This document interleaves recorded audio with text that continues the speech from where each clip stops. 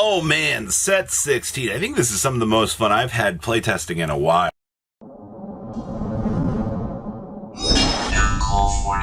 So make sure you guys smash the living crap out of that subscribe button so you guys don't miss out on more. I love doing like these post recap reviews of these sets and my thoughts after getting the chance to play them a little while. So this includes the toy deck. We did have Belfior in here because we finally got the Belfior cards to finally test them, which was a little bit of fun. But my main one was I wanted to play the Stark Tohoyotamaru, or whatever the name of that deck was. I was very fascinated with the concept of Vanguard bringing Stark, one of the most broken cards that you could think of, into the spotlight and bringing it and adapting it into standard. And I still don't know what they were thinking by doing this, but it's not particularly broken. It's like a 2800 attack, can attack 3 times, each with 1 drive.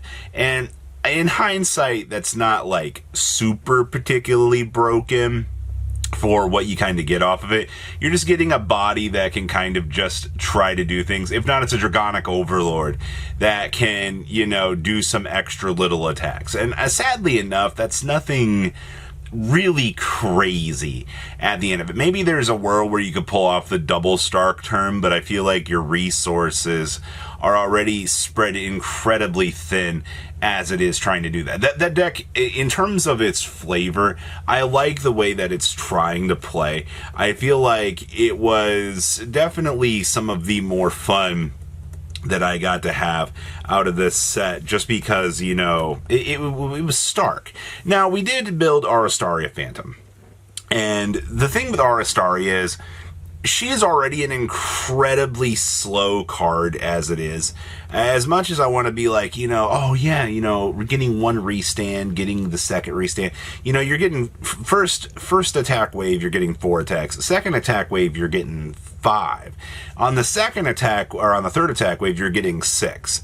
Like, it's kind of crazy to think about that, like, your 6th attack wave is going to be probably the best one that the deck is going to get. Now, in hindsight, I mean, like, the deck does have its issues. It's a little bit slower. It's cool. It's gimmicky. But I mean, like, that's a lot of the Phantom Moon decks as a whole, which, I mean, is okay. I personally, Keegan had fun playing Arastaria Phantom.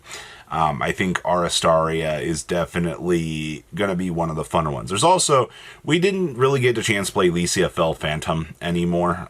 Bringing back, I mean, like the previous update with LCFL.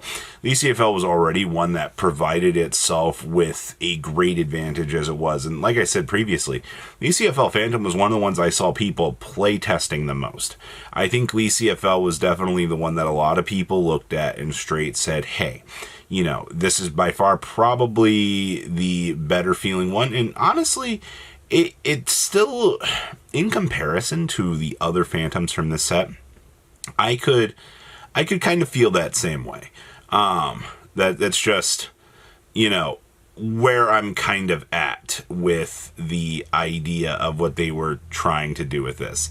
Now, as for the Delete deck, so I got the chance to play the Delete deck. I think the deck is a lot of fun. It's very gimmicky. You also have to remember you're going to be trading your energy to bring back the little guys. And unless you're like, you need to be able to put pressure on the opponent while generating advantage. That is like my only complaint about the Delete deck.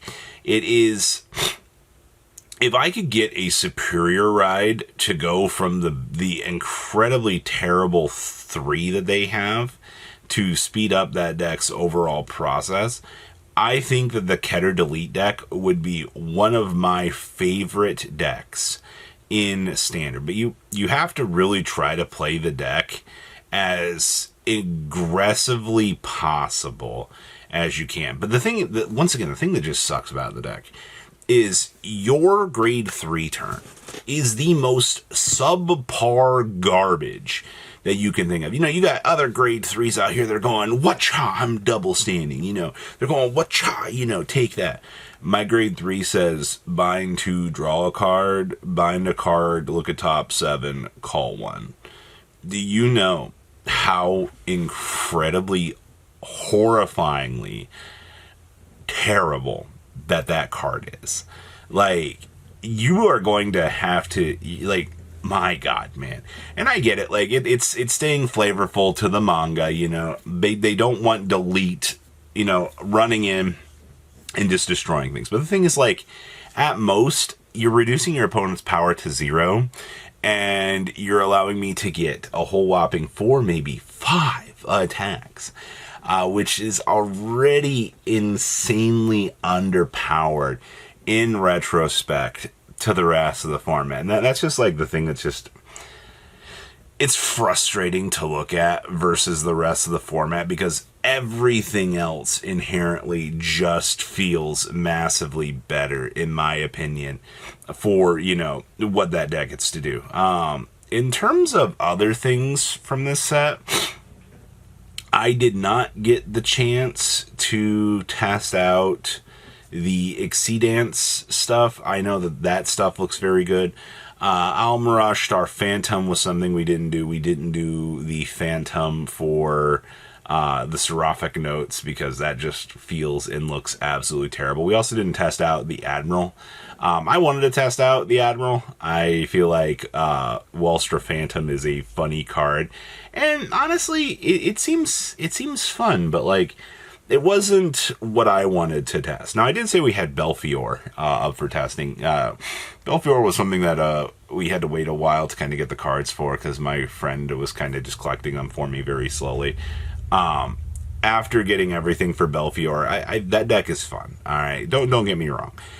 It was very, very, very interesting to watch. Oh, we also got to test some of the promo stuff.